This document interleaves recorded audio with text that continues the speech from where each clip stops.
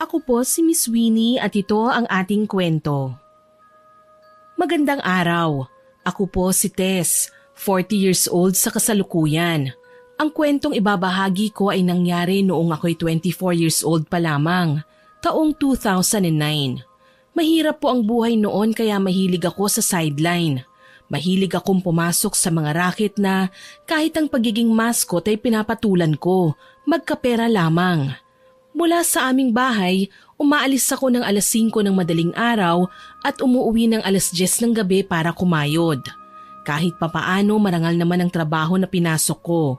Hindi ko binebenta ang kaluluwa ko sa mga taong halangang bituka na naglalagi sa mga beer house.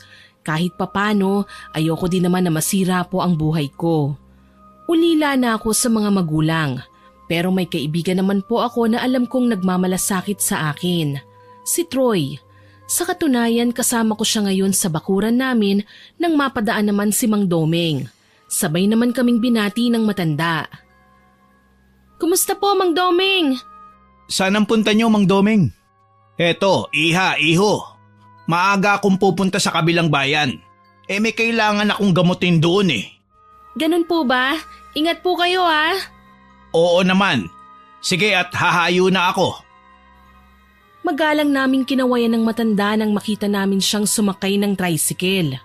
Muli akong bumaling kay Troy dahil naputol ang pag-uusap namin nang dumating ang matandang albularyo.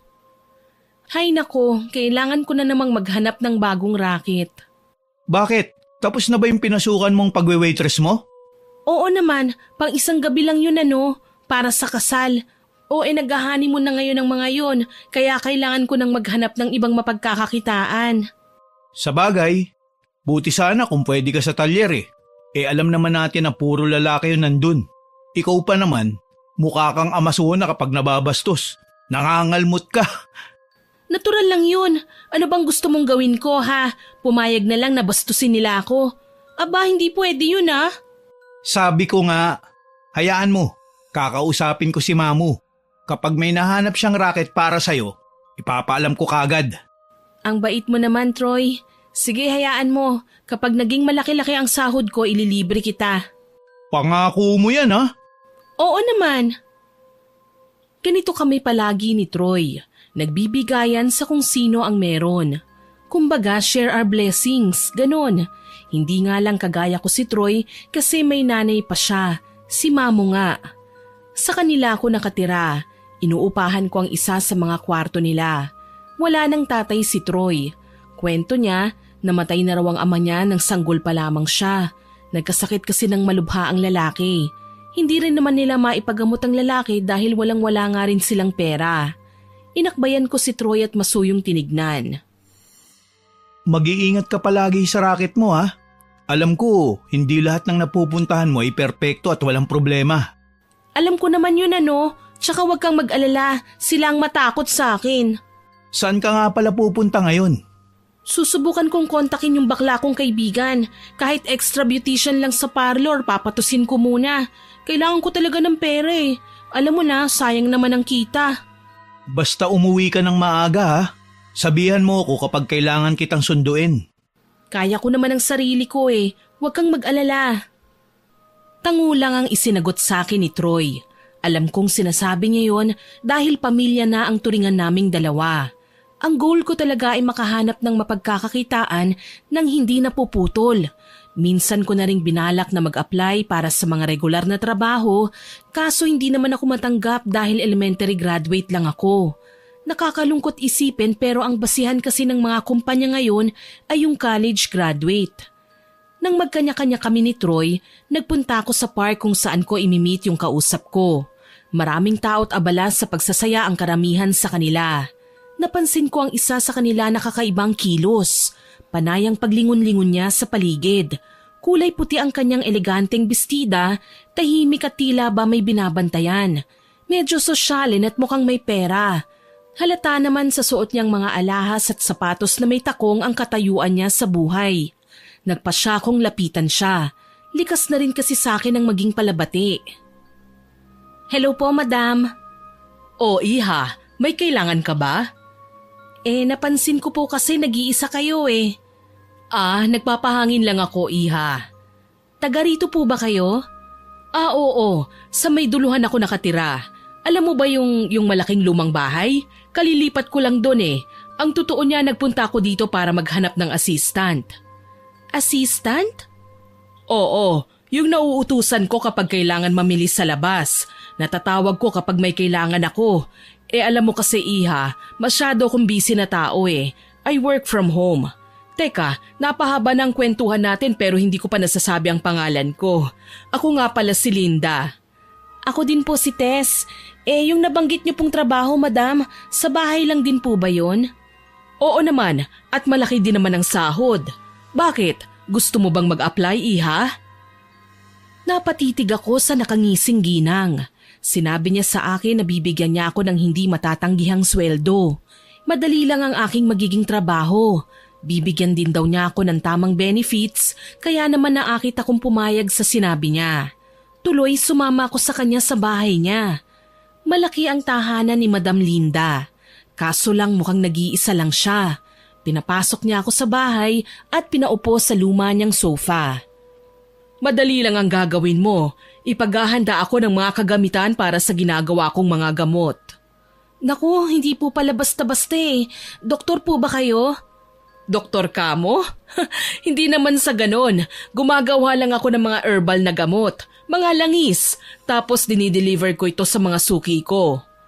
Mukhang madali lang naman yan. Uwian pa rin ako araw-araw. Ano, gusto mo ba ng trabaho? Kasi kung interesado ka, ibibigay ko na ito sa'yo. Kailangan ko po talaga ng trabaho eh. Kung matatanggap po ako rito, hindi ko na kailangan magpabago-bago ng racket. Magkakapera ako. Makakatulong din ako sa mga taong kumukup-kup sa akin. Kaya sige po, tatanggapin ko po ito. Hindi ka magsisisi, Tess. Magkakapera ka sa akin. Maraming salamat. Ako nga po ang dapat na magpasalamat sa inyo, madam. Hindi na ako nahirapang maghanap ng trabaho. Nandito na kagad, oh. Ngiti lang ang isinagot sa akin ng ginang. Gayunpaman, tumayo ako at tinanggap ang pakikipag-shake hands niya. Wala akong pagsidlan ng labis na saya. Ni hindi na niya ako hininga ng mga papeles kagaya ng police clearance, birth certificate, valid ID at kung ano-ano pa na makapagpapatunay na ako ay isang mamamayan ng aming lugar, na hindi pa nagkakaroon ng criminal records at marami pang rason na kagaya ng sinasabi sa akin ng mga nauna ko nang inaplayan. Ang mahalaga lang kay madam ay madiskarte at mabilis ang kilos. Higit sa lahat, honest. Nang makauwi ako sa bahay nila Troy, gayon na lang ang saya naming dalawa matapos kong ibalita sa kanya na may trabaho na ako. Ayos, congrats, Tess! May trabaho ka na! Oo nga eh, ang bait ni Madam Linda, sobra. Ano pala ang trabaho mo sa kanya? Assistant lang naman, alam mo na kung anong hihingi ng amo ibibigay ko lang, tapos kailangan nakasunod ako sa kanya sa lahat ng oras. Oo na, kuha ko. Basta palagi ka mag-iingat ha. Masaya ako para sa'yo. Wika niya sa akin. Ako man ay masaya para sa sarili ko, Miss Winnie. Hindi ko na kasi kailangan na maghanap ng hindi regular na trabaho para lang magkapera. Tsaka malapit lang yun sa amin. Kayang-kaya kong lakarin yun ng halos 10 minuto. Menos gastos din sa pamasahe. Dala din ang labis kong katuwaan, nagpunta ako sa tindahan para bumili ng makakain. Sinabi ko kasi kay Troy na ililibre ko siya dahil may trabaho na ako. Nakita ko si Mang Domeng na kasalukuyan namang kausap ang tindera kaya binati ko siya at kinumusta. Mang Domeng, kumusta po? Ayos lang naman ako, iha. Ano, kumusta naman ang araw mo? Heto po, masaya, may trabaho na ako. Abay, nakakatuwa nga yan. Masaya ako para sa'yo, iha. Ano ba ang trabaho mo? Assistant lang naman po, Mang Domeng. Magaan lang ang gagawin. Mabuti naman kung ganun. Pagbutihan mo, iha, ha? Salamat po, Mang Domeng. Kinabukasan, nagsimula na ako sa aking trabaho. 7:00 pa lang ay nakaabang na sa akin sa may gate ang ginang. Kagaya kahapon, simple ngunit elegante pa rin ang bestidang suot niya. Pula naman ang kulay nito ngayon. Halika, Tess, pasok. Salamat po, madam. Ang ganda niyo ngayon ah. Yun naman talaga ang dapat, hindi ba? Opo, tama po. Tanging nasabi ko na lamang.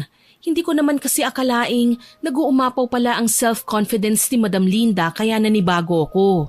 Nauna siyang pumasok sa loob kaya sumunod naman ako. Madali lang naman ang gagawin mo, Iha. Una mong ibibigay sa akin sa umaga pagpasok mo ay tsaa. Ilalagay mo lang dito sa misita sa sofa. Lilinisin mo lang ang opisina ko. Take note, bawal kang pumasok sa working room ko ha. Yung kulay brown na pinto sa dulo. Doon kasi ko gumagawa ng mga herbal na gamot na iniiwasan kung may masagi ka na mabasag o sumabog. Tapos magluluto ka ng lunch, sabay tayong kakain. Sa hapon naman magbibigay ako sa iyo ng listahan ng mga halamang kukunin mo sa garden sa likod. Kopya po, madam. Madali lang naman po palang gagawin ko eh. Huwag kang masyadong makampante. Mahirap manguha ng herbs pati na ang mga inaalagaan kong insekto. Kaya kailangan maingat ka. Ilan sa kanila ay makamandag, halaman man o insekto. Tatandaan ko po, Madam Linda. Mabuti. Basta libre kang maglibot sa lahat ng sulok ng bahay pero off-limits ka sa working room ko, ha? Yes po, Madam. Napansin ko, hindi maramot sa pagkain si Madam Linda. Marami siyang inilagay na pagkain sa mesa. Hinayaan niya rin akong lantakan ng mga yun. Habang ngumunguya, hindi ko maiwasang tignan ang mga larawang nakadikit sa dingding. Walang ibang makikitang mukha doon kundi kay Madam Linda lang. Madam, nasan po ba ang pamilya niyo? Tila na freeze sa ere ang ngiti ni Madam Linda dahil sa tanong kong yun. Gayunpaman, nakabawi din siya at kaagad na nagsalita. Mag-isa lang ako, Iha. Wala na ang aking asawa at anak. Namatay sila sa sunog. Taga saan po pala kayo? Taga-kabilang bayan ako. Nung mangyari ang sunog, wala ako sa amin. Nasa ibang bansa ako at OFW. Ay, sorry po. Sana hindi na ako nagtanong. Wala namang problema yon, Iha. Mas gusto ko nga yung pinag-uusapan siya kasi kahit papaano nababawasan ng pangungulila ko sa kanila. Kawawa naman po sila. Totoo yan. Inapi ang asawa at anak ko ng pamilyang gustong umagaw sa lupain namin. Alam mo ba kung ano ang pinakamatindi nilang ginawa? Sinunog nila ang mga pananim namin na nagresulta sa pagkasunog din ng bahay namin kung saan natutulog ng mga sandaling yon ang aking asawa at anak. May mga tao po talaga na likas ang kasamaan. Sana po matagpuan na ng asawa at anak ninyo ang tunay na kapayapaan. Totoo yan, Iha. Pero wag kang mag-alala. Nakamit na ng aking mag-ama ang hustisya. Buti naman po. Ibig sabihin nakakulong na sila ngayon? Hindi. Pinatay ko sila. Nanlaki ang mga mata ko sa kanyang tinuran. Hindi ko maarok ang totoong emosyong nakikita sa mga mata ni Madam Linda. Hindi siya nakangiti, pero mangiyak-ngiyak siyang nakatingin sa akin. Bigla naman akong kinabahan dahil sa kanyang sinabi. Seryoso po ba kayo? Pinatay niyo ang mga taong pumatay din sa pamilya niyo? Oo, Iha. Bakit? Natatakot ka na ba sa akin ngayon? Hindi po. Amo ko kayo at wala naman akong dapat na ikatakot dahil wala akong atraso sa inyo. Hindi ko rin naman po kilala ang mga taong tinutukoy niyo eh. Kabado kong sambit na ikinatawa niya. Muli, napatingin ako sa ginang. Huwag kang mag-alala. Hindi naman karumal-dumal ang ginawa ko sa kanila. Hindi ko sila hinawakan o kung ano paman. Namatay sila sa panaginip. Ipinagdasal ko na sana mamatay na sila. At nangyari nga. Sa totoo lang, hindi ko gets kung anong ibig niyang sabihin sa pinatay niya pero hindi niya hinawakan. Paano mangyayari yun? Napaigtad ako nang bigla siyang humalakhak.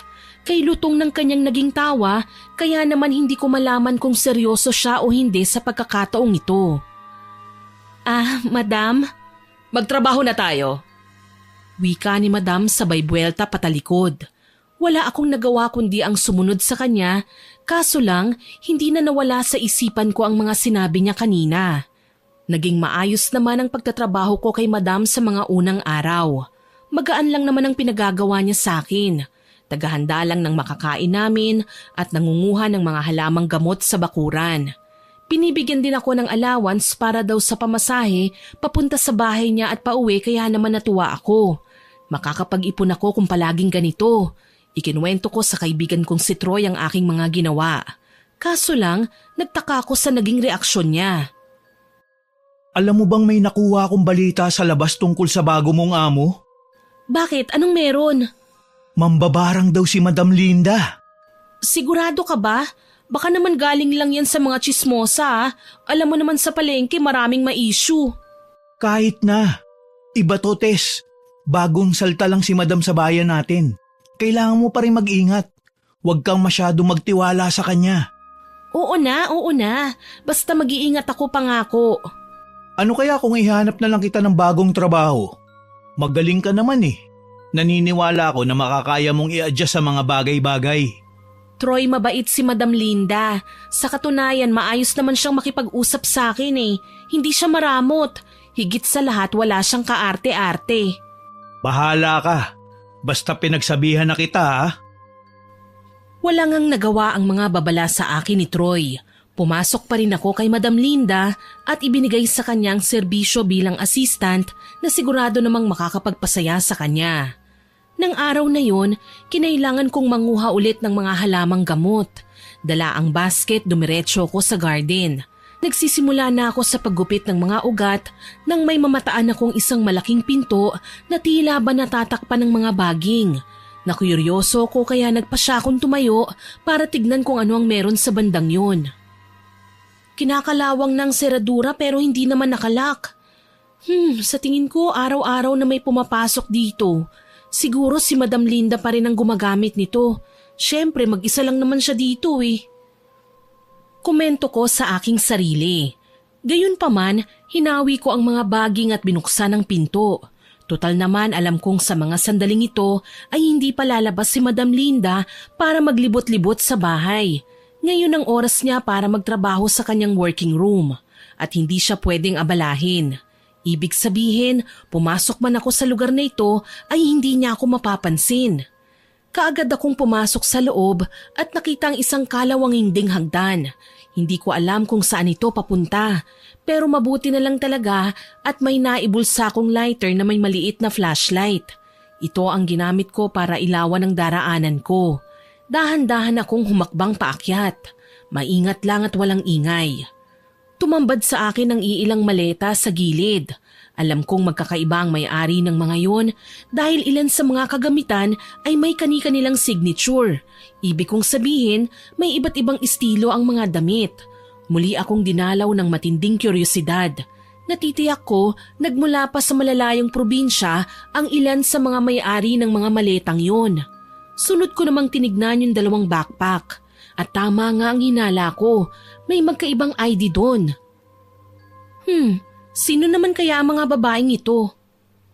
Tanong ko sa aking sarili na wala din naman akong nakuhang sagot dahil narinig ko si Madam Linda na tinatawag ako.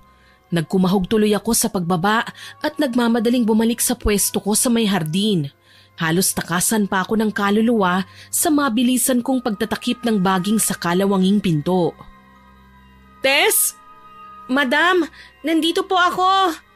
Ano ba naman yan, Tess? Kanina pa ako tawag ng tawag sa'yo, nariyan ka lang pala. Pasensya na po. Akala ko po kasi minamadali niyong makuhang mga sangkap kaya binilisan ko po ang pagkuha eh. Hindi, kaya kita tinatawag dahil pabubuksan ko sana sa iyo yung gate. May tao eh, baka si Tanya na yan. Sige po madam, bubuksan ko po. Pasensya na po talaga. Salamat, basta wag mo nang uulitin ha? Hindi na po talaga mauulit.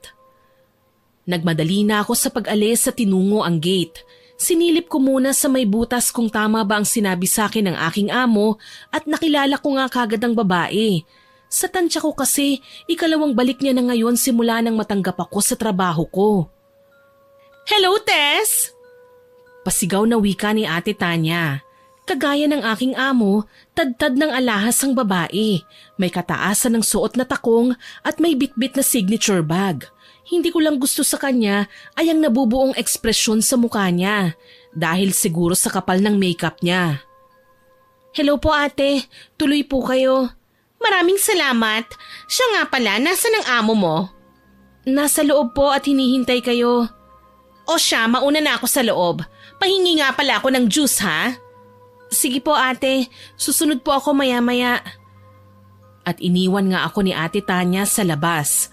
Tsaka pa lang ako nakahinga ng maluwag. Sa totoo lang, hindi pa ako nakaka-get over sa kaba ko kani-kanina lang. Muntik na kasi kung mahuli ni Madam Linda. Kabilin-bilinan pa naman niya na wala akong ibang papasuking mga kwarto maliban na lang sa mga sinabi niya. Tsaka kahit hindi man niya nabanggit ang tungkol sa pinto na nasa hardin, alam kong bawal pa rin ako doon na magpunta. Pagkapasok ko sa loob ng bahay, dumiretso ako sa kusina. Nagtimpla ko ng juice at naglabas ng cupcake sa ref. Maayos kong inilagay sa tray ang mga yon at dinala sa kanila. Merienda po.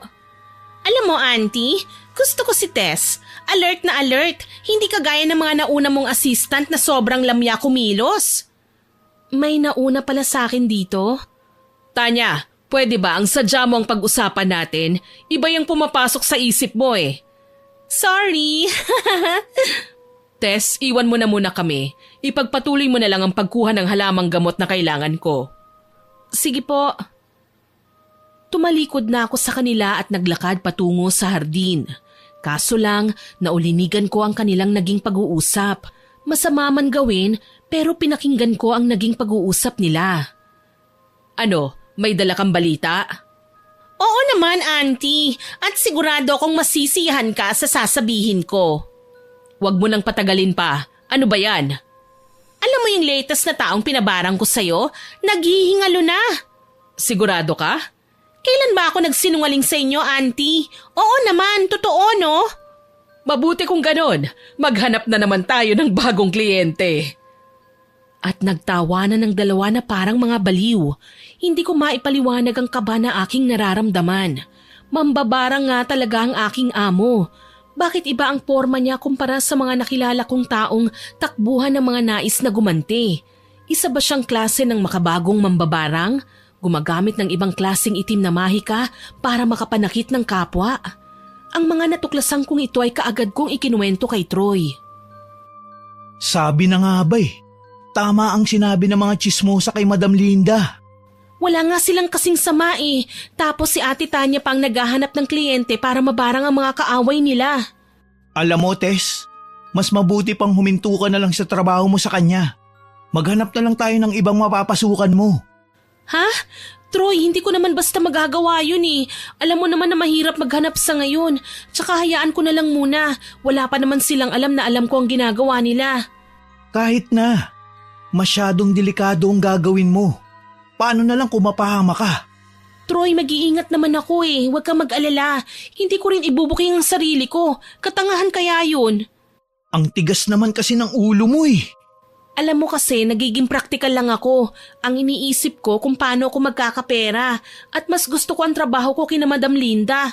Malaki siya magpasweldo basta sumunod lang ako sa mga utos niya. Ewan ko na lang kung ano pa ang pwede mangyari, Tess.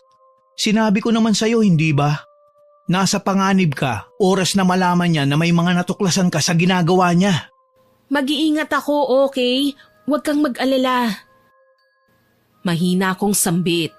Wala din namang magagawa si Troy kahit pigilan pa niya ako. Alam niyang hindi ako makikinig sa kanya.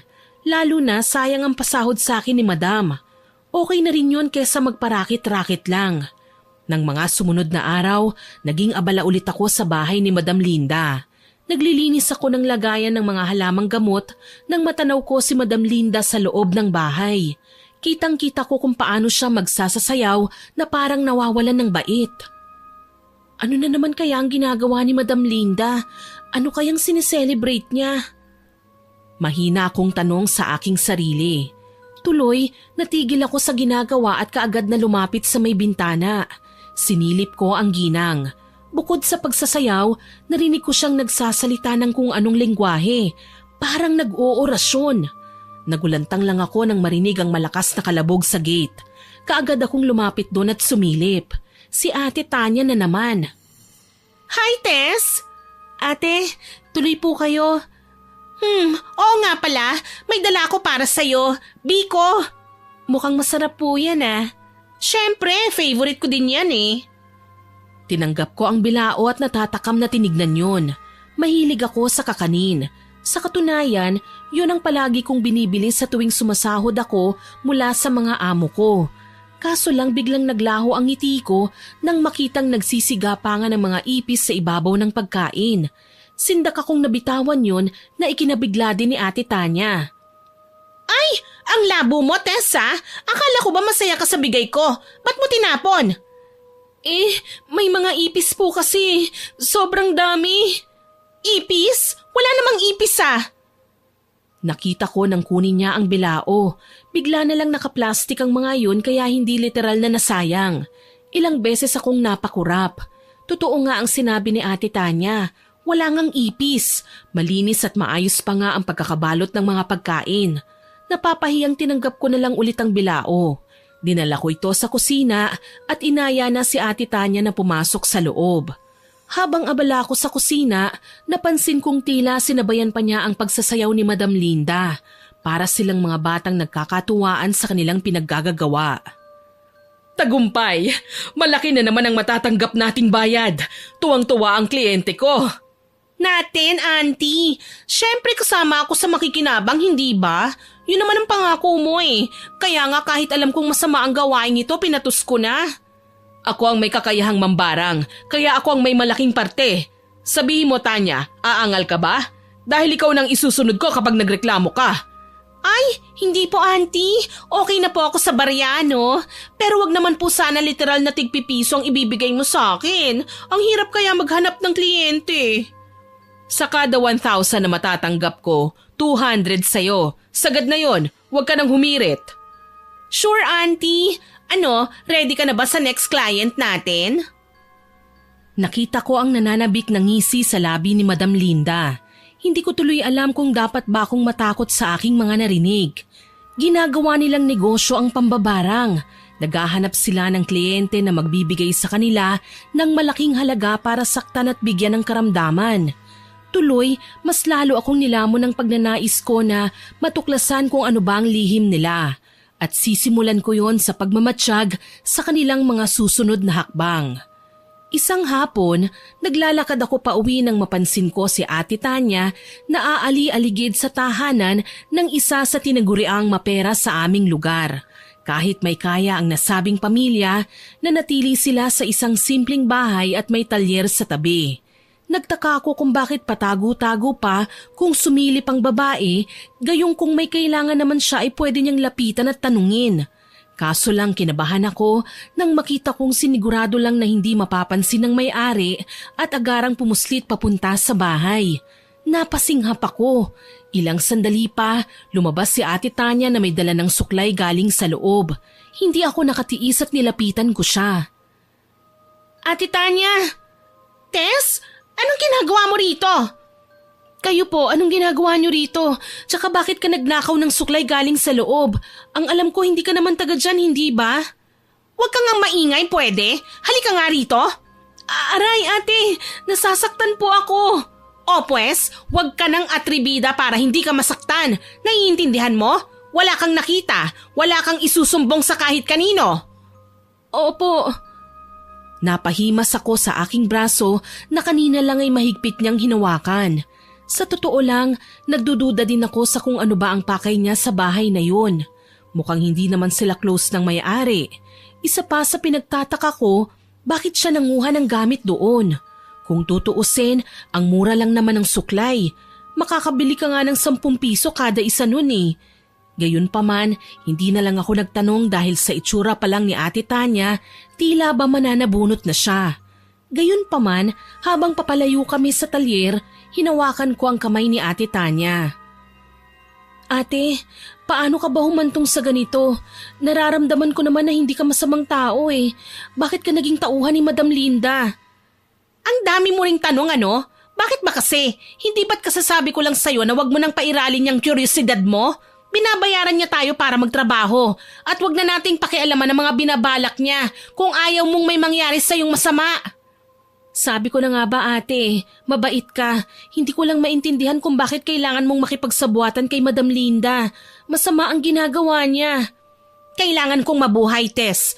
Itong nakikita mong porma ko, mukha lang akong mayaman pero marami akong utang at nagpapanggap lang akong mayaman para makabingwit ng mga kliyente. Si Auntie Linda talaga ang tunay na demonyo.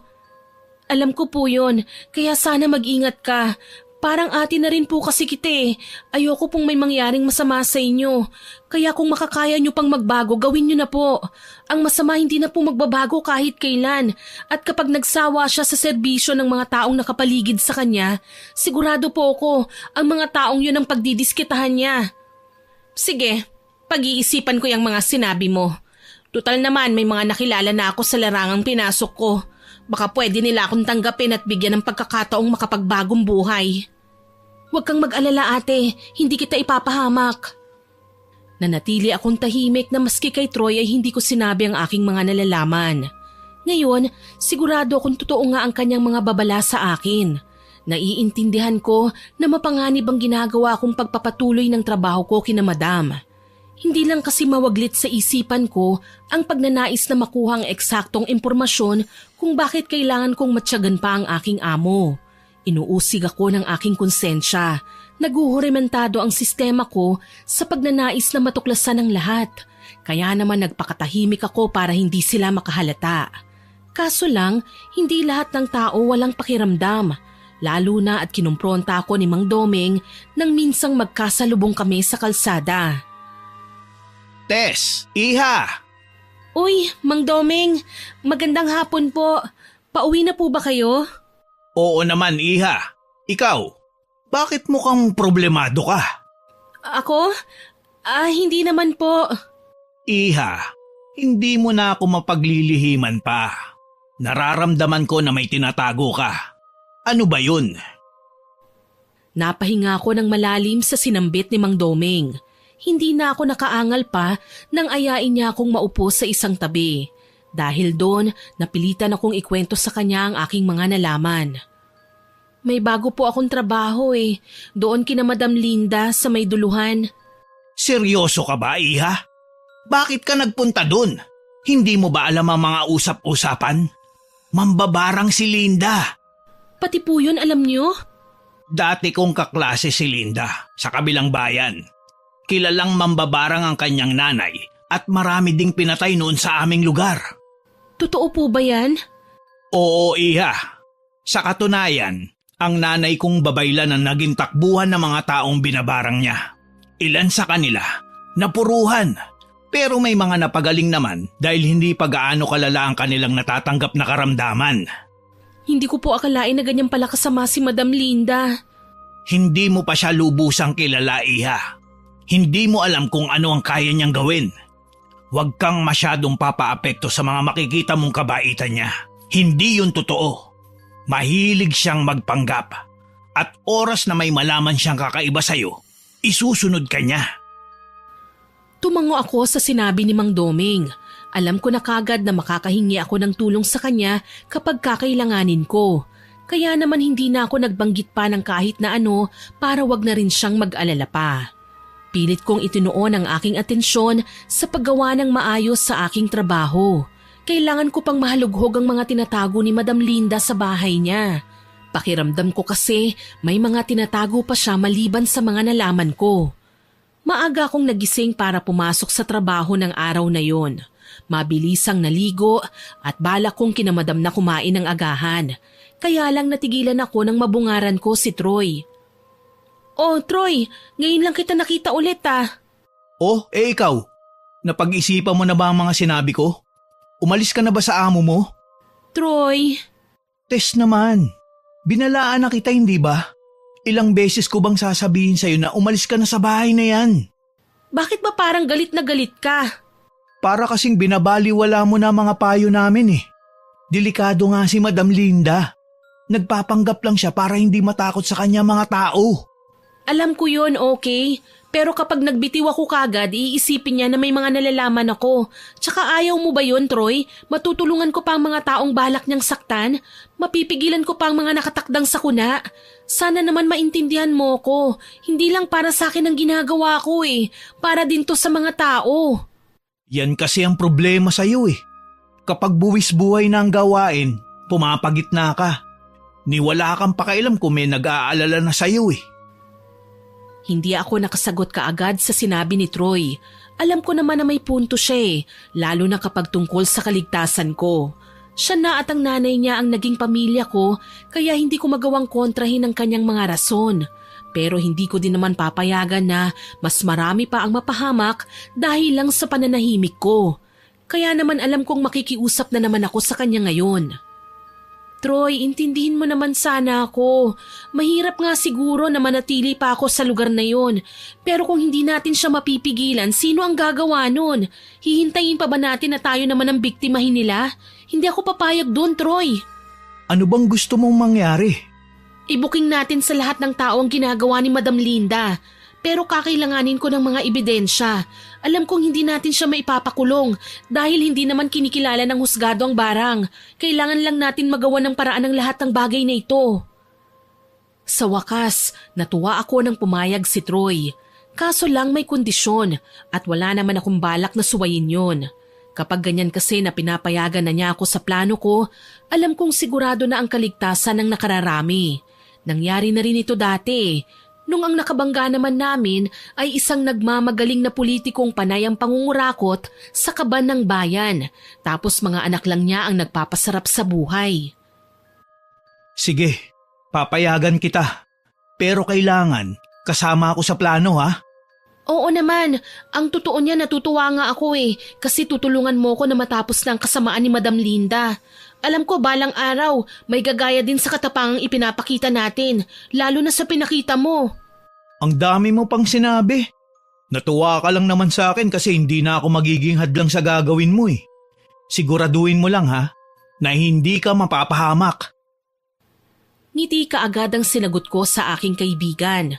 Overprotective lang talaga siya kaya nagkakaganoon. Gayunpaman, pumasok na ako sa aking trabaho pagkatapos naming mag-usap. Kagaya ng napagkasunduan, ibabalita ko sa kanya ang lahat ng mga nakita ko at nalaman. Hindi ako papayag na may mabiktima pang iba si Madam Linda. Abala ang ginang sa bahay niya pagdating ko ng umaga na yon. Nasa may kwarto siya at nagsisindi ng itim na kandila. Maayos at payapang umupo sa sahig tsaka pumikit. Hindi ko lang napigilan ang aking sarili na mapasinghap ng marinig ang walang sawang pagbigkas niya ng mga lengguwaheng Latin. Ayan na naman siya. Ano na naman kayang ipinagdarasal ni Madam at talagang ginawa pa niyang Latin. Masahol pa siya sa tunay na mga kriminal. Nakita ko nang hawakan niya ang isang pamilyar na kulay ng suklay.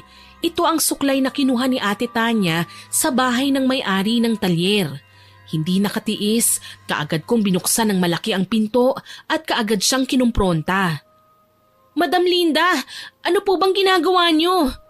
Tess, ilang beses ko bang sasabihin sa'yo na huwag kang basta papasok sa kwarto ko, lalo na kung may ginagawa ko? Isa pa, ano ito? Hindi ba't bawal ka rito? Pasensya na kayo, madam. Kinakabahan lang po kasi ko Akala ko may iba pong nakapasok sa kwarto niyo kaya sinilip ko kung sino. Tess naman! At sa tingin mo ba saan yun itong bahay ko? May magkaka-interes pang lapitan ito? Nahihibang ka na ba? Sorry po, Madam Linda. Nag-aalala lang po talaga ako. Sige na, kailangan mo na akong iwanan. Opo, madam. Wika ko sa kanya.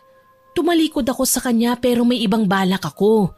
Hahayaan ko siyang maabala habang magkakalkal ako sa unang silid na natuklasan ko, sa may garden. Patalilis akong umalis at nagpunta doon.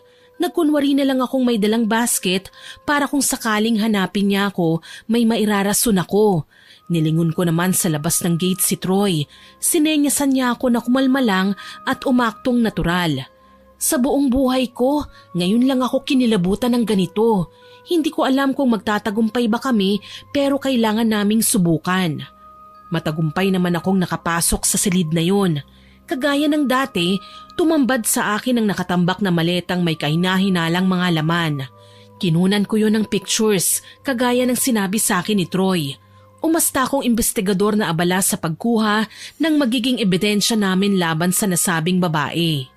Maingat akong naglibot hanggang sa makarating ako sa sulok. Dito may nakita akong dalawang parehabang mga kahon. Kinilabutan ako dahil para itong mga lalagyan ng patay. Gayunpaman, huminga na lang ako ng malalim para ikalma ang aking sarili. Kailangan kong makita ang laman ng mga kahon para malaman ko kung ano ang meron doon. Hindi rin naman kasi ito selyado Kaso lang bago ko pa mabuksan ang isa sa dalawa, may napansin na ako sa likuran ng mga naglalakihang drums. Isang kalansay. Sa hula ko ay pagmamayari ng isang babae dahil na din sa punit-punit na duster na suot nito ang aking nakita.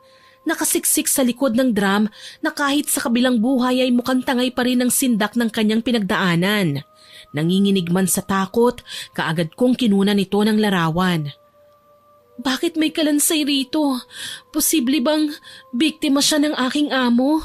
Isa din ba siya sa naging assistant ng ginang at may natuklasan din siya kaya namatay siya sa silid na ito? Kailangan ko nang makaalis. Hindi pwedeng magtagal pa ako rito. Kinikilabutan kong wika, sabay pinasa ko sa pamamagitan ng text message ang mga litrato sa numero ni Troy kahit may kamahalan.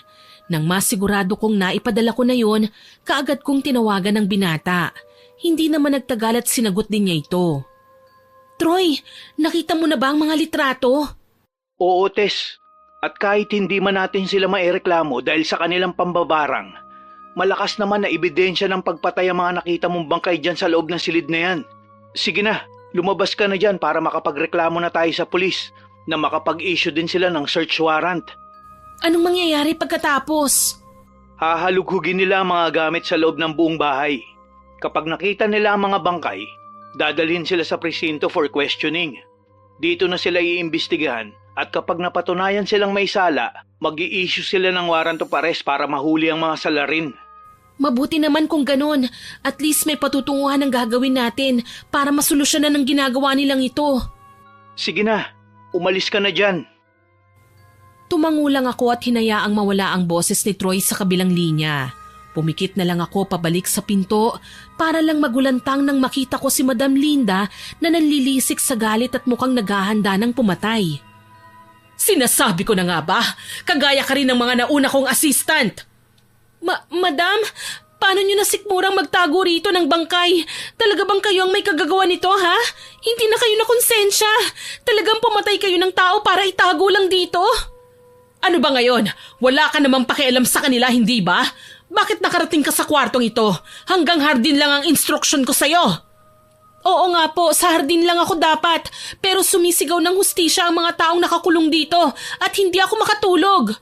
Pwes, dahil nagmamagaling ka, mas mabuti pang ikulong na rin kita rito kesa sa maipakalat mo ang mga lihim ko na dapat sana ay walang nakakaalam. Sa totoo lang ay kinabahan ako sa kanyang mga sinabi, Miss Winnie. Ayokong magaya sa mga taong nakulong dito ng matagal at naging kalansay na lang sa pagnanais na makamit ang hustisya. Pero kampante ako na darating si Troy para iligtas ako.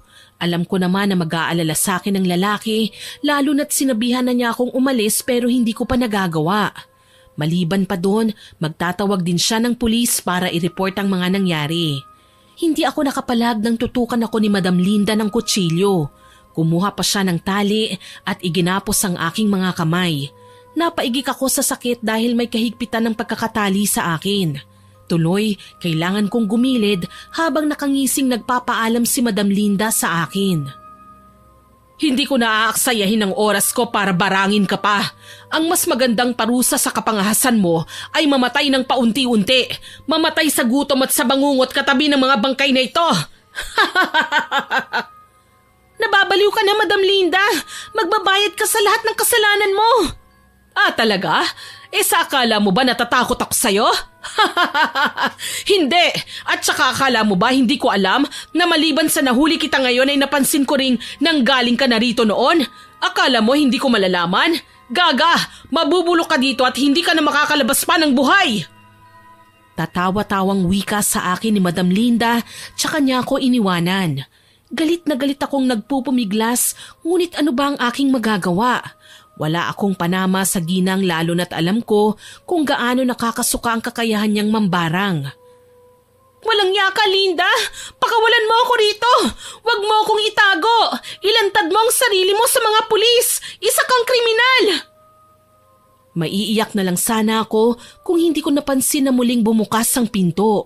Nanlaki ang aking mga mata nang makita ko sina Ate Tanya at Troy na magkasama. Troy? Ate Tanya? Bakit magkasama kayo? Huwag ka nang maingay. Naparito kami para iligtas ka. Nai-report ko na sa mga pulis ang nangyayari dito sa loob. Kaya alam kong paparating na sila. Nagmamadali nila akong kinalagan. Nagpasalamat naman ako sa dalawa at itinuro sa kanila ang mga kahon na may lamang bangkay, pati na ang kawawang kalansay na nakasiksik sa gilid. Hindi ko alam na may nangyari na palang hindi maganda dito. Ang mga bangkay na yan, kilala ko sila. Talaga po ate? Kilala mo sila? Oo naman, sila ang mga dating assistant ni Auntie Linda. Pero akala ko umalis lang sila, umuwi na sa kanilang bayan. Bakit? Totoo bang nag-OFW si Madam Linda? Oo, totoo. Pero itong bahay na ito, pagmamayari talaga nila noon pa man. Dito siya tinago ng mga magulang niya nang tugisin sila ng taong bayan sa kabilang bayan. Doon din namatay ang kanyang asawa at anak dahil malaki ang galit ng mga tao sa kanila. Alam mo na pala ang lahat ng yan. Tapos nagsilbi ka pa sa kanila. Sa tingin ko ay hindi ko kailangan ipaliwanag sa iyo mga bagay na yan, bata. Hindi ako bata. Sa labis naming gulat, nakarinig kami ng malulutong na palakpak mula sa may bungad ng pinto. Namutla ako nang makita ko si Madam Linda. Aba, nakakatuwa naman. May kasama pa pala kayong backup. Ang utusan kong traidor at ang kaibigan mo. Huwag mo silang sasaktan, ako ang harapin mo. Bakit ko naman gagawin yon? Hindi ka magsisisi kung ikaw lang ang sasaktan ko. Dapat sila ang patayin ko. Wag! Nagulat ako nang umusal ng hindi ko maintindihang lengguwahe si Madam Linda. Nakangisi siya at nagbabanta ang lagim sa kanyang muka. Gustuhin ko man na lapitan siya, pinangunahan ako ng takot. Nanaig sa pagkatao ko ang pagnanais na makatakas mula sa kanya, pero paano naman ang mga taong nagligtas sa akin? Nataranta ko nang makita ang pagpalahaw ni Ate Tanya. Halos maglupasay siya sa sahig. Sapo niya ang kanyang tiyan kaya nag-aalala ko siyang sinamahan. Ate, anong nangyayari sa'yo? Nagsisimula na siya. Umalis na kayo. Hayaan niyo na ako rito. Ate naman, hindi ko pwedeng gawin yun. Mahalaga ka sa akin. Ikaw at si Troy ang tumulong sa akin. Huwag ka na nga mag-inarte. Wala na tayong oras. Hindi ka sasantuhin ng mambabarang na yan kaya umalis na kayo ni Troy. Halika na, Tess! Napaiyak ako nang makita si Ate Tanya na nagsuka ng itim na likido. Nakakatakot lang dahil may kasabay itong nakakahindik na mga bagay mula sa kanyang bibig. Nagsilabasan ng mga ito sa kanyang ilong at tenga. Mga maliliit na insektong naging dahilan kung bakit siya naliligo sa malansang dugo. Sige na! Umalis na kayo! Huwag niyong sasayangin ang sakripisyo ko! Gawin niyo ang lahat! Matigil lang siya sa masama niyang ginagawa! Paano ka, ate? Huwag mo na akong alalahanin. Isipin mo na lang, magbabagong buhay na ako at ito lang ang paraan na magagawa ko. Ate naman, pinapahirapan mong sarili mo eh. Ganito naman talaga ang dapat, hindi ba? Kapag pinaparusahan, masakit yan. Kaya titiisin ko. Sige na, umalis na kayo bago pa kayo ang mapagbalingan. Nagpumiglas ako nang sapilitan akong hilahin ni Troy palabas pero wala akong nagawa sa taglay niyang lakas. Siya pa rin ang nanalo sa aming dalawa kaya nang mapansin ni Madam Linda na patakas na kami, gayon na lang ang pagwawala niya. Sinubukan pa niya kaming habulin habang pababa kami ng hagdan pero nakita kong pinigilan siya ni Ate Tanya na makalapit sa amin. Gayon na lang ang pagtangis ko. Alam ko na mabait si Ate Tanya. Hindi ko akalain na sa ganitong sitwasyon ko pa siya iiwan. Wala man lang siyang kalaban-laban. Saktong paglabas namin ng bahay, sinalubong kami ng sandamakmak na pulis. Hinahanap nila si Madam Linda. Kaagad namang nagsalita si Troy. Nasa loob po, sa kwarto malapit sa hardin. Pakibilisan naman po at may binibiktima ulit siya dun. Mamang pulis, iligtas niyo po si Ate Tanya. Maawa po kayo sa kanya. At nagsitakbuhan ang mga alagad ng batas papunta sa loob ng bahay. Kinakabahan ako sa mga pwedeng mangyari, lalo na't alam namin na mga armado sila. Maya-maya pa, nagulantang na lang kaming lahat nang makarinig kami ng malakas na putukan ng baril. Nagsigawan kami, pati na ang mga nakikiusyosong mga residente. Lahat ay may kanya-kanyang kwentong ibinahagi tungkol sa nangyayaring kababalaghan sa loob ng malaking bahay. Hindi ko maiwasang magtaas ng kilay. Noong bago lang ako sa lugar na ito, halos iwasan ako ng mga tao. Panaybati ko sa kanila, pero kapag nalaman nilang sa malaking bahay ako nagtatrabaho, hayun, umaatras na sila at natatakot na. Kaya naman hindi ko na lang pinipilit ang kahit na anong klaseng pakikipaglapit sa kanila. Tapos ngayon, kung makipaglapit sa akin ay parang kakilala na nila ako ng personal? Ha? Ayos ka lang ba, Tess? Sabi ni Chairman, paparating na raw ang ambulansya. Kapit ka lang ha. Troy, hindi naman ako sugatan. Nag-aalala ko kay Ate Tanya. Ano na kaya ang nangyari? Bakit nagpaputok ang mga pulis? Huwag kang mag-alala. Magiging okay din ang lahat. Kailangan mo lang na mag-relax. Paano ko gagawin yun kung alam kong nasa peligro ang buhay ni ate? Alam kong nagkamali siya pero hindi maipagkakaila na tinulungan niya tayo. Troy, kung hindi dahil sa kanya baka napahamak na ako. Alam ko, pero magtiwala tayo sa mga pulis. Alam ko naman na ginagawa din nila mga trabaho nila eh. Wala sa sariling napaantanda ako. Sobrang pag-aalala ang nararamdaman ko kay ate. Sana talaga maging okay siya. Alam kong nasa kalagitnaan siya ng pagsugpo sa trahedya, pero sana huwag niyang ipapahamak ang sarili niya. Mabuti na lang dumating si Mang Doming at kaagad na lumapit sa amin para makipag-usap. Troy, Tess, mabuti at naabutan ko kayo. Mang Doming, gusto ko po sanang humingi sa inyo ng paumanhin. Hindi ko po sinabi kagad na may nalaman ako tungkol kay Madam Linda. Naunahan po kasi ako ng takot eh. Akala ko kaya kong ilihim ang lahat. Naiintindihan naman kita, Iha. Pero sana, maging aral na sa'yo ang mga nangyaring ito. Nang sa gayon, wala nang mapahamak. Sinabi ko naman sa'yo kung gaano kadelikado si Linda, hindi ba? Hindi natin siya kayang pakalmahin. Lahat ng gusto niya para kumilos at gumante, talagang gagawin niya kahit mahirap para sa atin. Maliban po sa pagiging mambabarang, may mga pinatay po siya sa loob, Mang Doming. Sila ay ang mga dati niyang tauhan na inusig ng kani-kanilang konsensya. Ginustong magbagong buhay pero hindi nabigyan ng pagkakataon. Pinatahimik na ni Linda sa takot na ipagkalat nila ang lahat ng kanilang nalalaman. Napakasama niya. Maswerte ka nga at nakatakas kayo sa kanya eh. Kung nagkataon, malamang mahihirapan kayong alisin ang barang sa katawan ninyo oras na makalapit siya. Paano po si Ate Tanya? Sa pagkakaalam ko, ilang taon na din na nagsisilbi si Tanya kay Linda. Wala sa hinagap ko na may panlaban pala siya sa babae, sakali man na bumaligtad ang dalaga. Kawawa naman siya. Napayuko ako pagkatapos kong sabihin yun. Kahit ganun si ate, alam kong may mabuti siyang puso. Sana lang talaga makaligtas ang dalaga ng personal kong mapasalamatan si Ate Tanya. Makalipas pa ang ilang minuto, nakita naming lumalabas ang ilan sa mga pulis at may pinapapasok na medik. Nakiusap ako sa kanila kung pwede ko bang puntahan si Ate Tanya pero pinigilan ako ng isa sa mga pulis. Hintayin ko na lang daw na ilabas nila si ate.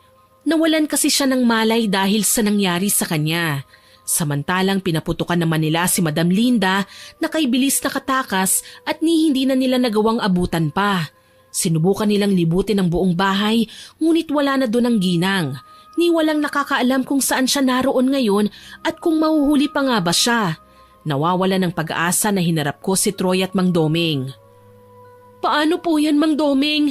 Nakatakas po si Madam Linda. Ano pong gagawin natin? Kapag hindi natin siya nahuli ngayon, siguradong gagawa na naman siya ng paraan para makapaminsala ng mga tao. Iyan ang hindi ko mapapayagan, Iha. Lalabanan ko na siya sa pagkakataong ito. Nag-aalala po ako kay Ate Tanya. Ako na ang bahala sa kanya, Iha. Ang mabuting gawin niyo ngayon ay maghanap ng mga posibleng lead kung saan siya nagpunta. Baka may mahanap kayo pero wag na wag kayong susugod na mag-isa. Ipaalam niyo muna sa mga pulis kung saan siya nakita nang sa gayon may backup kayo sakaling manlaban ng babaeng yun. Tara na, Tess. Magpahinga na muna tayo sa bahay. Teka lang, si ate! Inabangan namin ang paglabas ng mga medik habang may inaalalayang sakay ng stretcher. Walang malay ang babae pero kahit marungis ang kanyang muka alam kong si Ate Tanya yun. Nilapitan ko siya at sinubukang hawakan pero pinagbawalan kami tsaka sinabing sumunod na lang kami sa ospital kung gusto namin ng karagdagang updates tungkol sa sitwasyon ng pasyente. Wala akong magawa kundi ang hayaan na lang na makaalis ang ambulansya. Magpahinga na muna tayo. Pangako, sasamahan kita sa ospital mamaya. Isa pa, nandoon naman si Mang Domeng at nakasunod sa kanya. Hindi pa ganun kalalim ang barang na itinurok ni Madam Linda sa katawan ni Ate Tanya. Kaya maaagapan pa ang paglala ng karamdaman niya. Hindi ko maalis sa isip ang labis na pag-aalala. Sana naman maging okay siya nang makalabas na ng pagamutan. Oo naman, magtiwala lang tayo. Alam kong gagaling din si ate.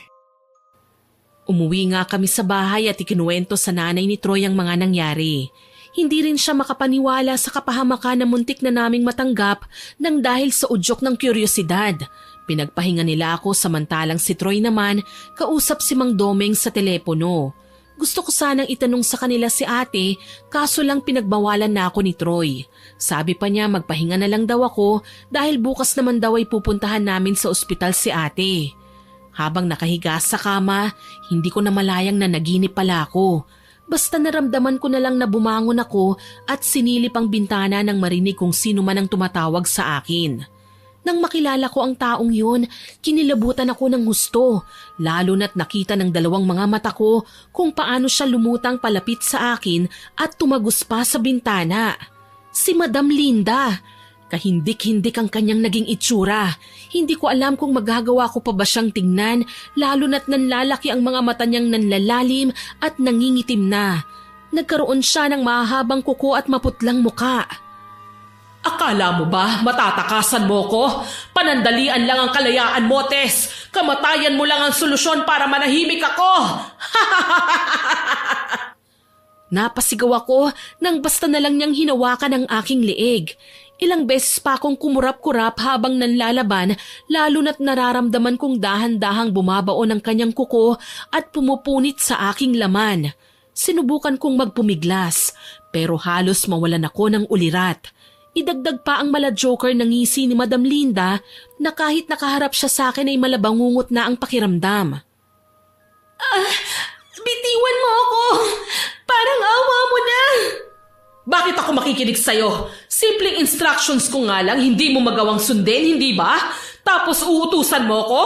Mamatay ka na! Mamatay ka! Isang malakas na sampal ang naramdaman kong lumagapak sa aking pisngi ang nagpagising sa akin. Luhaan akong bumalikwas ng bangon at napaiyak nang makitang nag-aalalang nakatunghay sa akin sina Mang Domeng, Troy at si Ate Tanya. Ate, gaga ka talaga. Pinag-alala mo kami. Ano ba nangyari sa'yo? Bakit mo sinasakal ang sarili mo? Po, hindi ko naman ginawa yun ah. Anong hindi? Tatanggi ka pa? Kitang-kita ka nga namin? Naihilamos ko ang aking mga palad sa aking muka. Kabadong-kabado ko tsaka napatingin sa kanila. Hindi ko naman po talaga sinakal ang sarili ko eh. Napanaginipan ko si Madam Linda at siyang sumasakal sa akin. Akala ko nga totoo eh. Nararamdaman ko ang mahigpit na pagkakasakal niya sa akin. Kung ganun, totoo nga ang sinabi ni Mang Domeng. Kayang dumalaw na mga mambabarang sa panaginip, anumang oras nila naisin. Kapag mas malakas ang puwersa nila, mas dapat hindi tayo makampante dahil pwede niya tayong patayin sa panaginip. Balak niya talaga akong patayin? Ikaw, Ate Tanya, salamat naman at nakaligtas ka. Paano mo po nagawa yun? Nakita ko kagabi malala ang kalagayan mo eh. Sa tagal ko nang nagtatrabaho kay Auntie Linda, kabisado ko ng mga bagay na ginagamit niya sa pambabarang at sa panggagamot. Nakalimutan mo na ba? Maliban sa kanya, ako lang ang nakakapasok sa working room niya. Doon ko kasi iniiwan kadalasan ng mga larawan at personal na gamit ng taong nais ipabarang ng aming mga kliyente. May mga tinatago siyang langis na ang tawag ay himag. Ito ang mga langis na kayang iligtas ang isang naghihingalo sa tiyak na kamatayan. Lalo na kapag malubhang nasugatan, sumasakit ang tiyan o nagsusuka. Uminom siya ng himag matapos makatakas ni Linda kaya bumuti ang kanyang pakiramdam. Kaya kung ganyang nagpapakita sa'yo sa panaginip si Linda, mas mabuti pang uminom ka na ng himag Para kahit anong gawin niya sa'yo kapag natutulog ka, ay hindi ka tatablan. Tumango ako sa sinabi ng matanda. Hindi ko akalain na darating sa puntong magiging magkakampi kami laban sa iisang tao na buong akala ko'y inapi at sinaktan pero mali pala ako. Nagpapanggap lang si Madam Linda. At ang totoo niyan, ginamit lang niya ang kunwaring kabaitan para makapambiktima ng tao. Mabuti na lang, nakainom ako ng himag na nakapagpagaling din kay Ate Tanya. Sa katunayan, maayos na ang kanyang pakiramdam at nakauwi na sa bahay nila. Babalikan na lang daw niya kami bukas kapag may nasagap na rin siyang balita tungkol kay Madam Linda. Habang nasa loob ng bahay, hindi ako mapakali. Panay ang alala ko kung saan ba nagtatago ang matandang yun at bakit natakasan niya ang sandamakmak ng mga pulis. Ayos ka lang? Oo naman. Bakit? Mukha ba akong hindi okay? Kanina ko pa kasi napapansin na parang hindi ka mapakali. Ano bang iniisip mo? Iniisip ko lang ang mga nangyari nitong nakaraang araw. Hindi ko akalaing may mangyayaring hindi maganda sa atin. Ni sa hinagap, hindi ko ina-expect na may manggugulong mambabarang sa atin. Minsan, kailangan natin tanggapin ang consequences ng mga padalos-dalos nating kilos. Nananahimik lang naman kasi ang ginang, pero natuklasan nating gumagawa siya ng ikapapahamak ng kapwa na alam nating mali.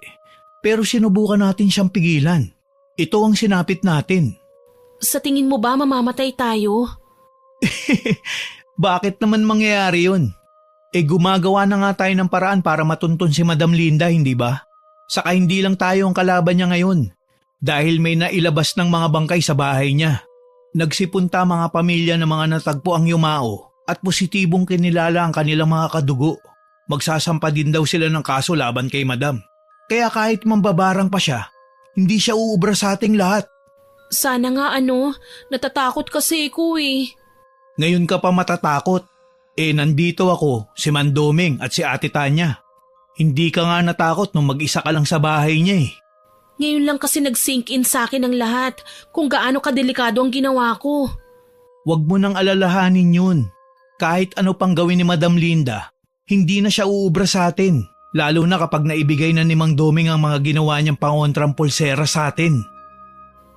Tumango na lang ako at sumang-ayon sa aking kaibigan. Kinahapunan, nagmimerienda kami nang mapansin kong bumagsak sa paanan ng kinauupuan niya si Troy. Nataranta akong lumapit sabay inalalayan ng binata. Troy! Anong nangyayari sa'yo? Mukhang si Troy naman ang pinagdidiskitahan ni Linda, iha. Paano? Wala naman po siyang nakuhang gamit ni Troy ah. Totoo yan. Pero ang mambabarang ay tuso, iha. Kaya niya magpakawala ng sumpa at ipalipad hangin lang. Parang nakakatakot naman po ang bagay na yan, Mang Doming. Ano po ang gagawin natin? Hindi nakasagot si Mang Doming sa tanong ko nang inatake ng matinding ubo si Troy. Ni hindi magawang makapagsalita ng maayos ang binata. Inalalayan ko siyang makabangon at hinaplos ang likod niya hanggang sa mapasigaw ako nang may kasamang dugo ang sinuka niya. Panay pa ang singa ng binata kaya naman nakaharap ako sa kanya para lang mapasigaw nang sa pagbanat niya ng isang malakas na pagsinga may bagay na lumabas sa ilong niya. Pula, malansa at mukhang malapot. Sariwang dugo. Diyos ko, Troy! Anong nangyari sa'yo? Nahihilo ko. Mang Doming! Nasaan po ang himag? Teka lang. Kukunin ko sa kwarto. Pakibilisan naman po! Maawa po kayo! Mas lalo akong nataranta nang makitang pati sa tenga niya ay naglalabasan ng masaganang dugo na animo may sumabog sa loob ng kanyang ulo. Dahil may kabigatan ng lalaki, napahiga din ako nang bumagsak siya sa akin. Napasuka pa ako nang tumalsik sa akin ang malansa niyang dugo. Mang Doming! Nasaan na po ba kayo? Kailangan na ni Troy ng tulong! Bilisan niyo po! Heto na. Huwag kang mag-alala. Mawawala din ang nararamdaman niyang yan. Kumalma ka, iha. Mas matutuwa ang mambabarang kapag nakita kanyang hysterical at natatakot. Paano naman po si Troy? Hindi ko siya kayang tignan na lang ng ganito. Oy! Anong kaguluhan ito? Ate Tanya! Si Troy! Napasinghap din si ate nang makita niya ang kalagayan ng aking kaibigan. Gayunpaman, nakita kong hindi siya nataranta. Sa halip, kalmado siyang nagpunta sa kusina at kumuha ng mga gamit na panlinis sa mukha ni Troy at sa sahig. Magkatulong din sila ni Mang Doming na inihiga si Troy sa sofa. Ayoko ng ganito. Nahihirapan akong huminga. Hayaan niyo akong umupo. Pero Troy, lalo lang aagos ang dugo sa ilong at tenga mo. Tapos nagsusuka ka pa.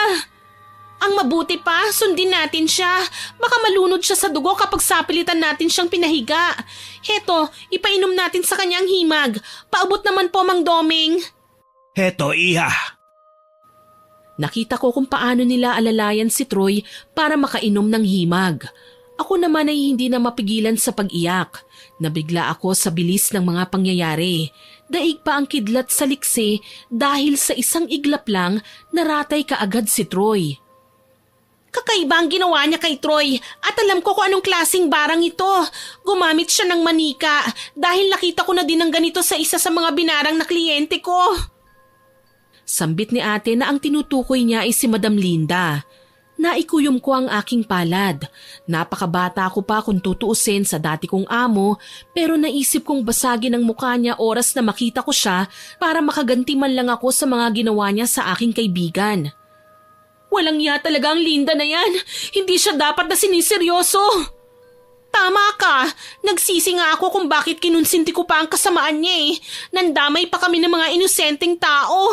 Ang masakit pa, kahit mataas na ang tingin ko sa kanya sa kabila ng pagiging kriminal niya, ay gakuto lang ang tingin niya sa akin.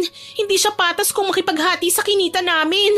Sakim siya, makasarili at ubod ng sama. Kailangan na natin siyang mahuli, ate. Nasaan na ba kasi siya?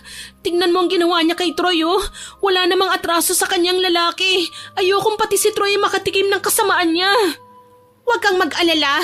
May natanggap ako mga balita sa pulis na umuwi sa sunog nilang bahay si auntie. Doon nagtatago ang matanda. Nalaman yun ng mga pulis dahil may mangilang-ilang kabataang naligaw sa bakuran nila. At nakilala siya. Sa takot nila sa ginang, nagtakbuhan ng mga bata at nagsumbong sa mga magulang nila. Ang mabuti pa, susundan ko ang lead ng mga pulis.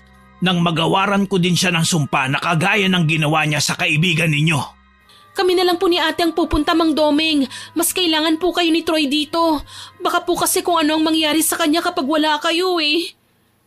Sabay naming binalingan si Troy na noon ay nakatulog kaagad pagkatapos makainom ng himag. Nakahinga din ako ng maluwag at nagpasalamat sa Panginoon dahil kumalma na ang hindi maampat kaninang dugo. Sige, hahayaan ko kayong pumunta. Pero ipangako nyo na mag-iingat kayo, ha? Opo, mag-iingat po kami. Pangako. At umalis na nga kami matapos mahingi ang basbas ng pag-alis mula kay Mang Doming. Pinabaunan pa niya kami ng mga pangontra para kung sakaling gawaran kami ng sumpa ng ginang ay hindi kami tatablan. Nakipag-coordinate kami sa mga pulis at labis ang aking pasasalamat ng payagan nila kaming sumama basta wala kaming gagawing labag sa kanilang protocols. Habang nasa biyahe, nilingon ako ni Ate Tanya. Kinakabahan ka ba? Natatakot? Medyo po. Siyempre hindi ko po kasi nakakalimutan yung huling ginawa ni Madam Linda sa akin noong natutulog pa ako. Kahit panaginip lang yun, alam ko naman na ang main goal niya ay talagang patayin ako. May mga pangontra na tayo ngayon, kaya huwag kang matakot at kahit ano pa ang gawin niya, hindi na tayo tatablan. Basta wag mo lang ipapakita sa kanya na nasisindak ka. Pagsisikapan ko po, ate. Huwag mong pagsikapan, gawin mo! Mabagal akong tumango sa sinabi ni Ate Tanya. Ibang-iba na ang ayos niya ngayon at masasabi kong mas bata siyang tignan na simple na lang ang kanyang suot na damit. Manipis na rin ang makeup niya at wala na ang agaw pansin na mamahaling alahas na nakakabit sa kanya. Ngumiti ako. Nagawa nga ni ate na harapin ang bangungot kahit alam niyang mamamatay siya. Ako pa kaya na marami pang kayang gawin? Nang dumating kami sa sunog na bahay, nagulat ako nang madatnan namin ang nakalambitin sa punong kahoy na si Madam Linda. Nagbigti siya kasama ang matinding hinanakit na hindi ko alam kung saan niya hinugot. Ayon sa mga residente sa bayan na yun, nakilala nila noon na mabaitang pamilya ni Linda. matulungin at masiyahin. Pero nang mamatay ang kanyang abuela, doon na nagsimulang magbago ang mag-asawa. Nagkunwari silang manggagamot pero ang totoo, mga mambabarang pala. Marami-rami din ang napatay nila hanggang sa hindi na magawang tiisin ng mga tao ang matinding takot at lumapit nga sa pamilya ni Mang Doming. Nagkaroon ng tagisan ng kaalaman na ikinamatay ng mga magulang ni Madam Linda. Kalaunan, buong akala ng mga tao ay iba ang ginang, mabait at matulungin. Pero kagaya nga ng mga magulang, mapagpanggap din si Madam Linda. Nahinto lang ang masama niyang gawain ng mag-OFW siya. Natuklasan niyo ng mga residente kaya kinuyog nila ang asawa at anak ni Madam. Namatay sa sunog ang dalawa kaya napilitan din siyang umuwi sa kanila. Ang masaklap, lahat ng nagsunog sa pamilya ni Madam ay pinatay din ng ginang sa pamamagitan ng pambabarang. Hindi naman nila magawang gantihan ang ginagawa nito dahil papalapit pa lang sila sa bakuran ng ginang ay sumasakit na ang mga tiyan nila. Sa huli, kinuha ng mga pulis ang bangkay ng ginang at napilitan din kaming umuwi ni ate sa bahay. Ipinaalam namin kina Mang Doming at sa maayos-ayos ng si Troy ang aming mga nalaman. Matapang si Madam at galit sa mga tao, pero bakit siya nagpakamatay? Malakas ang pakiramdam ko na sa tindi ng kapangyarihang itim na ginamit niya, siningil siya kagad ng karma. Kaya hindi na niya natanggihan na ang pagkakataon na mismo ang naghanap ng paraan para kitilin ang buhay niya. Tama ka, Tanya. Maliban pa doon, nararamdaman ko may kinalaman ang presensya ng kanyang namayapang asawa at anak kaya siya namatay. Pinatitigil nila ang ginang kaya ang paraan lang ay ang patayin siya. Nahinto kami sa pag-uusap nang iangat ni Mang Doming ang tunaw na kandila mula sa planggana. Hugis yun ni Madam Linda. Nakabigti, pero hindi yun ang nakakapagpakilabot sa akin. 3 hugis ng tao ang nakita ko dahil maliban sa ginang, may nakayakap sa paanan niya at may batang nakasakay sa leeg niya. Sila marahil ang kanyang mag-ama na sa kagustuhang matigil na ang kasamaan ng ginang ay sila na ang humusga. At yun nga ang kamatayan. Hanggang dito na lamang po. More power po sa inyong channel at God bless. Sana po ay nagustuhan niyo ang aking ibinahaging kwento. Pero bago ko po tapusin ito, hindi ito makukumpleto nang walang shoutout sa masusugid nating listeners. Shoutout po kay Ma'am Estela da Silva from Switzerland, kay Ma'am Rosita Saclote na nagkomento sa gahamang Apo Upload at nagbahagi ng karanasan niya sa buhay na may pagkakahawig sa istorya natin. Salamat po Ma'am sa komento ninyo. Shoutout din po kay Ma'am Lea Gawaran at kinahana, JD, Audrey, Nico at Sabi. Hello din po kay Juvelyn Camacho, kay Jerry Berden at sa asawa niyang magbe-birthday ngayong September 25. Advance happy birthday po. Shoutout din po kay Celine Chloe na lagi daw pong nakikinig sa office nila while working. Pati na rin po sa Ishara Ray at Facere family, hello po sa inyo dyan. Shoutout din po kay Jane Ruiz, Des Limbo, kay Mary Chris Clemente, kay Jovel Monsales Official at sa tropang Oakwood sa Cavite, hello po sa inyo dyan. Kay Glef Plenel at sa dalawa niyang anak na may honors, sina Era at Erica, congratulations sa inyo. Proud ang parents niyo sa inyo at syempre si Miss Winnie dahil love ko po ang mga batang masisipag mag-aaral. Shoutout din po kay Ma'am Loida Sadicon at sa Sena at Sadicon family from Marinduque, kay JM OOFW Vlog, kay Sweet Corn, kay Lurian Vitalicio na magbe-birthday po ngayong September 18. Advance happy birthday po, ma'am! Hello din po kay Lerma Magbanwa, kay Ma'am Sally from Jordan, kay Reza Dominguez, kay Ella Diaz, kay Marilyn Gabanan, kay Joy Joy Descartin, kay Rochelle Riansales from Sariaya, Quezon. Hello din po kay Virgie Villarasa, kay Jayan Macrina Madatu, kay Aisa Mendoza from Saudi, kay Viverly Desuyo Argel at kay Valentin Angeles na kasusubscribe lang po sa ating channel. Thank you po. Salamat po sa inyong lahat na nag-comment at nakinig. Abangan niyo po sana ang mga susunod ko pang upload. Huwag din po ninyong kalimutang mag-subscribe, like, share and comment sa kwento natin. Para po madali niyong makita kaagad kung may bagong upload tayo, pindutin niyo lang po ang notification bell para mabilis niyo itong makita. May isa pa rin po akong hihilingin sa inyo. Ipagbigay alam niyo po sana sa akin ang mga channel na nagnanakaw ng videos natin at sabay-sabay po natin silang i-report. Aasahan ko pa rin po ang suporta nyo ha. Muli, ako po si Miss Winnie na nagpapasalamat sa inyong pakikinig.